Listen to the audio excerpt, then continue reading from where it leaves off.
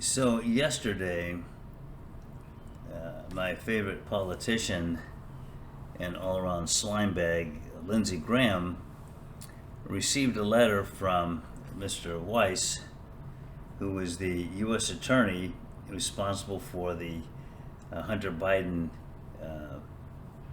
charges to which he stipulated, and which the Republicans are running around calling this sweetheart deal.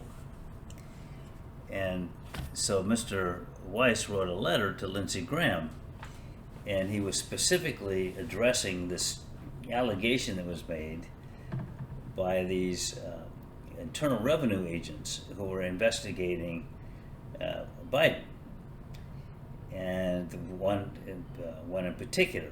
And this particular agent who was not a lawyer. These guys are not lawyers, trust me. And but they think they are. Many of them, they think they know everything.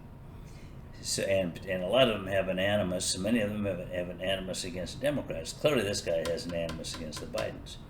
So he was just making all kinds of noise and demanding that this Weiss, who was a solid Republican and was appointed by Trump, put specifically in charge of this Hunter Biden investigation by the then Trump-appointed Attorney General. And this guy, I forget it, I've got it down there somewhere, but anyway, he was just screaming and bloody hell because this guy wouldn't get tougher on Hunter Biden. And then he's a whistleblower. Incidentally, he didn't get his promotion, didn't get his raise. He's all mad about that, and he's sure that was just politics. It has nothing to do with his abilities. So he's a whistleblower for the Republicans. Oh, they love this guy. Right now, boy, he's come out, and here's what he said. He pointed the finger and he said, "You know what's going on here? This Mr. Weiss wanted to bring charges against Hunter Biden, and he wanted to charge him in other states, not just in Delaware. And so he went to the U.S. attorney and he asked, "Can I be appointed a special prosecutor so I can bring charges in other states?" And that's what and that didn't happen. He wasn't given that particular appointment. And so this is the guy running to the Congress and particularly Lindsey Graham and saying, see, the fix was in. This guy wanted to bring charges in other states and he was not given that opportunity. So what he was asking for was whether this is what Weiss is saying, that he was exploring whether he needed to be appointed as a special assistant or special attorney.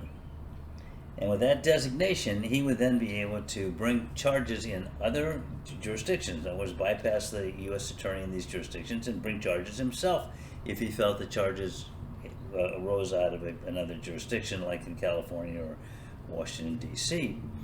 And when he did that, he was told by the Justice Department, in no uncertain terms, you don't need to be that appointment because you already have that authority. You are given carte blanche to bring charges anywhere you choose. And so Weiss went on to tell Graham that in light of that, nobody ever tried to prevent me from bringing any actions or taking any action whatsoever in this case, including in any other jurisdiction. And Weiss, trying to be, a gentleman, said, well, maybe what happened was that this whistleblower got confused with this terminology because he's not a lawyer. And there's another terminology, which is special counsel. And special counsel is a different category altogether from special assistant. The special assistant, like I said, he can bring charges in different jurisdictions. Special counsel basically has the authority to investigate without restriction. But there are other restrictions on special counsel. So a special counsel has added limitations. Weiss didn't want to be special counsel. He already had more power than any special counsel, and he also had all the power of a special assistant. So he didn't need anything else. And so Weiss is saying, well, maybe he got confused with a special assistant. It got confused with special counsel. He was just trying to make excuses for him. The reality is, if you're a lawyer and you're the chairman of the Judiciary Committee, and you know these things, you're not the chairman, he was the ranking member of that committee, and you know that what was going on and what these terminologies mean, and you know what Weiss was saying, and you've had conversations with Weiss, and you had conversations with the Attorney General, and you knew full well that this guy was not denied the authority to bring an action in another federal district. You knew that, Lindsay. And yet you played along with this thing. You talked this up. You and other Republicans on the committee were out there talking about this whistleblower of impeccable credentials, and then you had him give this testimony. And yes, and he couldn't. The Attorney General wouldn't let him bring actions and bring charges in these other districts where he wanted to, and he was told no, he couldn't do it. So either that fellow was lying through his teeth, or he didn't know what he was talking about. But Lindsay, you knew what he was talking about. And I'll tell you, I've got why Lindsay Graham fries me more than anybody else, and this is personal with me. Those of you who know me and know anything about my background, my father was an attorney. But he wasn't just an attorney. When he retired, he was a full colonel in the Air Force. Guess what rank Lindsay Graham has? He's a full colonel, he retired as a full colonel in the Air Force Reserves in JAG. The same rank as my dad. Now, my dad worked his tail end off to get to be a full colonel. He retired. He was the Judge Advocate General of the Air Force Communications. He was in the second line in terms of authority, just behind the Judge Advocate General of the Air Force. You have the Judge Advocate organizational chart. You had the Judge Advocate General up here. Then below him, you had the Deputy Judge Advocate General, and then you had the heads of the major commands, which my dad was one. So he was like in the top 5 of the Air Force JAG, and then he was a general officer slot.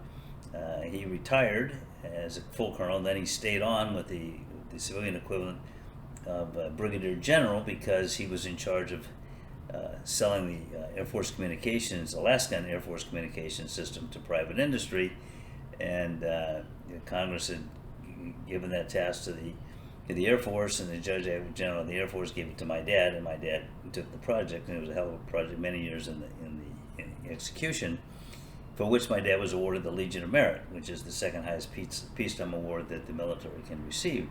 So he was a sterling example. Plus, I mean, even when my dad was a major, during the Korean War, he represented all the armed services in the Armed Services Board of Contract Appeals.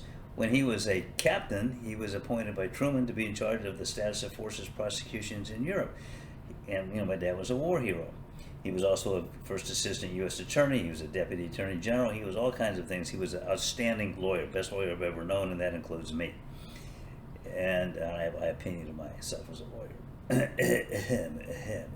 So, but my dad, I hold in higher esteem than even myself. So Lindsey Graham gets the rank of a full colonel. Even he said in one interview, he said, I'm not really sure what I did for the Air Force. He didn't do anything for the Air Force. They made him a full colonel because he was a senator, and they thought, well, he could have influence with the Armed Services Committee. Being a colonel and being a colonel is a rank you earn the hard way. And I knew lots of colonels, not just in JAG, but I knew lots of colonels, lots of generals, lots of officers of all kinds of ranks, many of them war heroes, growing up. And they were all outstanding people. Brilliant, many of them, certainly hardworking, didn't do it for the money, they did it for the patriotism. Like my dad used to say, patriotism isn't running around saying you're patriotic and waving the flag and singing the Star Spangled Banner. Patriotism is doing hard work.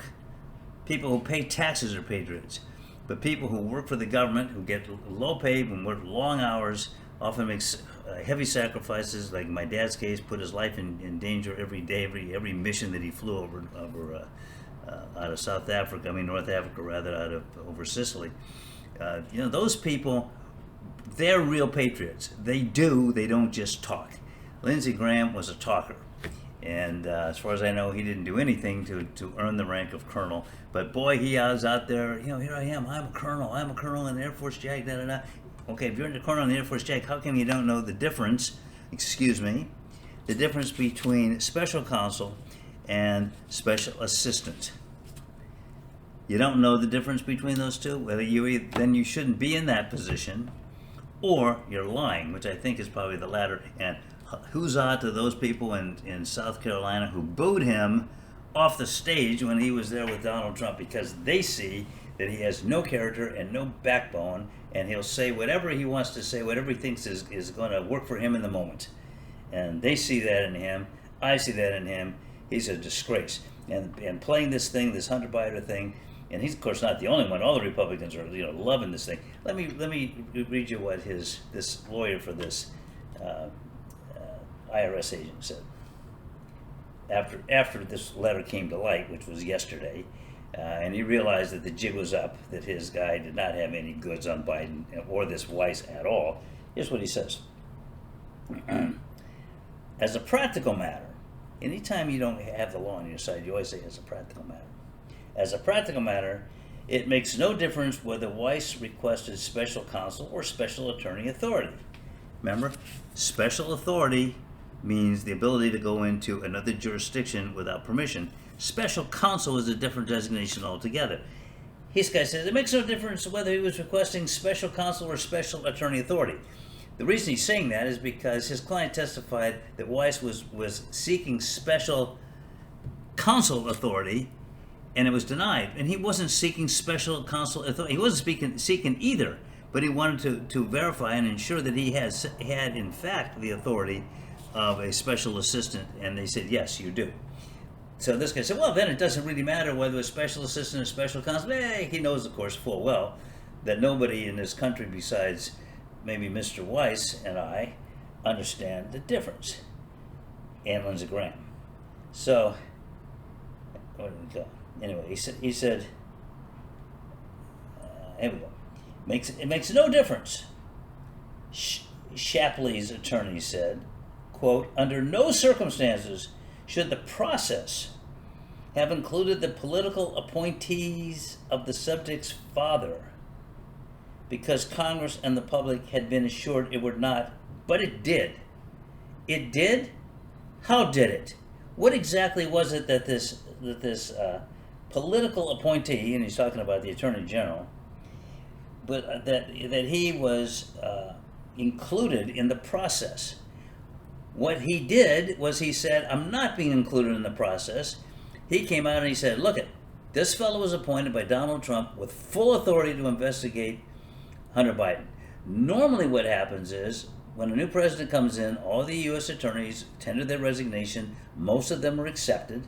Some of them are reappointed, or they appoint new people that they, often as a political favor. In this instance, he didn't submit a resignation. He wasn't required to, and he was told he didn't have to. He could stay right where he was with the exact same power that it was given to him by Donald Trump's Attorney General. Same complete, total authority and autonomy to do as he chose.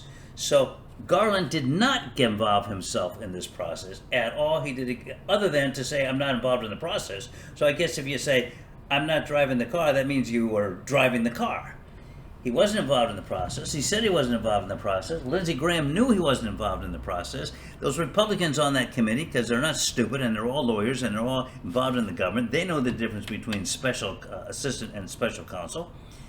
So, but all of them acting as though, oh yeah, this is terrible. The Biden administration interfered. Why?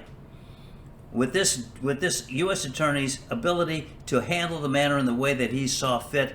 And he said so repeatedly, and now these people have to back off that, yeah, that's right, actually, we may have misunderstood. But it doesn't matter that we misunderstood. I love when people say that. Yeah, I got it all wrong, but it doesn't matter if I got it wrong. It's a practical matter. It doesn't matter whether I got it right or wrong. That's irrelevant. What matters is I'm the one that said it, and therefore it should be okay. So, that whole group, I mean, I've seen the Republicans behaving this way, and people say, why do you pick on the Republicans all the time? It's because I've been seeing them all my life. And if you have any question about how Republicans behave, and I'm not going to beat this dead horse, but I want you to go look up Lee Atwater. Most of you out there are young or too old to remember anything, like me. Lee Atwater was the chairman of the Republican Party when George Bush Sr. ran for president, and he resigned that position and took over as George Bush Sr.'s campaign manager, and he was responsible for the handbook of the Republican Party on how to win elections, a handbook, which was the official document of the Republican National Committee, handed out to Republican candidates all over the country. And he later apologized for that handbook. That handbook said basically, and I'm paraphrasing obviously, it's multi-pages long, but go look it up. You can find all this stuff on Google now. You don't have to rely on me, and I never tell you something that's not true. I may make a mistake, but I don't tell you anything that's not true. And usually I don't make mistakes because I research. So, and I remember when it happened at the time, I was shocked that he actually admitted it. and he was died of cancer. When he was on his deathbed, he got out, went over and met with Michael Dukakis, and he apologized for the dirty campaign they ran against Michael Dukakis, which they did. It was dirty. And that handbook says in essence, and I'm paraphrasing, that don't worry about, never discuss the issues. Just get dirt on your opponent, and if you don't have dirt, make up dirt on your opponent, but make it always a personal matter where you go after your opponent, the Democrat's character, his personality, his record, make them all personal. Do not argue the issues. And that's how Republicans have been behaving since I first started watching them in 1948 when Dewey was running against Truman. Yeah, I was quite young at the time, obviously, but we had just come back from Paris, where Dad was head of Status of Forces prosecutions in Europe. He was appointed to the U.S. Attorney's Office because of Truman, who was very pleased with my dad's job as the Status of Forces prosecutor. And I met Truman. Dad took me to see him in Indianapolis. He gave a great speech. And my dad and I watched that campaign. My mom, we all watched that campaign. We didn't have TV those days, but we listened to it on the radio and in the newspaper. My dad would point things out about the lies they were telling about Truman all the time, which one of these days I'll get into it, but it was very interesting in terms of how they tried to blame him for what happened in China. And I don't know and get into those details. My point is, I've been following politics since I was 3.5 then. But I remember being in Paris when I was 2. I remember the Eiffel Tower being up in there. I remember going up in the Tuileries. I remember the pond outside of in that park. I can't remember the name of the park, but I can remember being there. I remember seeing the big kids playing with their boats. It was near the Louvre, just out in front of the Louvre. I remember a lot of things. I don't remember everything. I remember the concierge. I remember I spoke French. That was my first language. So I remember, this is when I was 3 in Paris, and then I remember the election very clearly, because things happen. You remember things when you're young. If things happen, they implant themselves on your brain because they were dramatic at the time. So I remember being terrified of heights when my mother hung me out the window. I think she was trying to kill me at the Notre Dame, at the bell tower. I remember that like it was yesterday, but I can't remember anything that happened yesterday, so don't get old. In any event, I've seen this going on. I saw it with the House Un-American Activities Committee.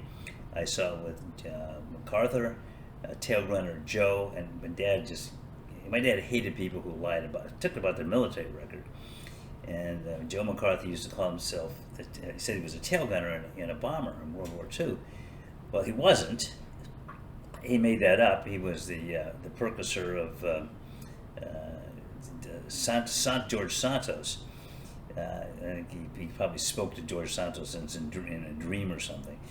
But I read my dad's notes the other day from World War II. He kept notes from all these missions. And in one mission, he had a tail gunner, obviously, and he was the lead bombardier navigator. He was the lead officer in the whole squadron.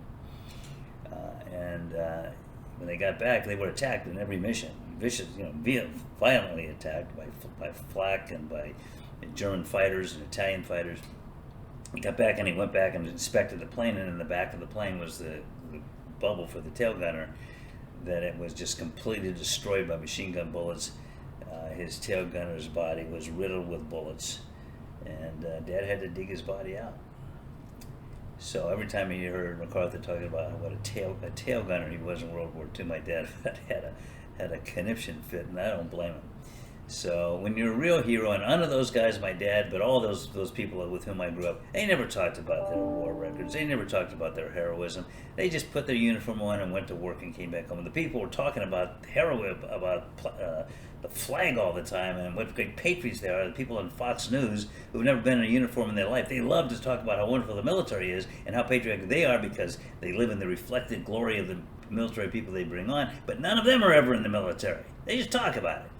So, say, who am I? I wasn't military. Well, I was and I wasn't. I was a lawyer for the Air Force. And I was a civilian, but I was a civilian equivalent rank of a major. And I was Air Force JAG. So, at least I did something there. But I grew up in the military. I know it well. I knew these people. And they were an impressive bunch. So I really don't like people who wave the flag. They're armchair patriots. They're not the real deal. And in the case of Lindsay Graham, as far as I'm concerned, he is, well, if you look up Encyclopedia Britannica, do they still have Encyclopedia Britannica? I guess they don't. But if they did, or if they do, and you look up phony, there's a huge picture of Lindsey Graham in there, and he's got a big smile on his face, and behind him is Donald Trump digging his foot out of, well, I don't want to get too graphic because this is a show that's fit for children. Otherwise, why are you watching? Bye.